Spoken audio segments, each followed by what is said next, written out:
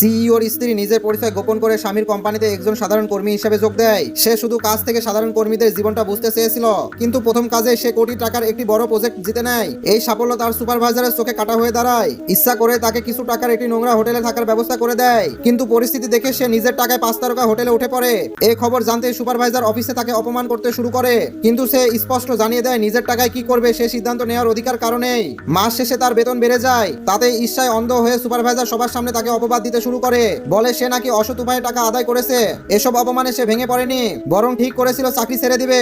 ঠিক তখনই পরিস্থিতি আরো খারাপ হয়। তার ব্যক্তিগত জিনিসপত্র অফিস থেকে সরিয়ে ফেলা হয়, এমনকি তার দামি ব্যাগ আর ল্যাপটপ বিক্রি করে দেওয়া হয়। এর ওপর নতুন কেনা গাড়িতে রং ঢেলে অপমান করা হয়। আর সহ্য না করে সে সবার সামনে জানিয়ে দেয় এই গাড়ি তার স্বামীর দেওয়া উপহার। কেউ বিশ্বাস করেনি, তাকে তৃতীয় ব্যক্তি বলে অপমান করে। অবশেষে সে স্বামীকে ফোন করে অফিসে আসতে বলে। কিছুক্ষণ পর সিও নিজে এসে হাজির হয়, আর তখনই সবাই বুঝে যায় যার সঙ্গে তারা লড়াই করেছিল সে আর কেউ নয়, এই কোম্পানির আসল মালকিন।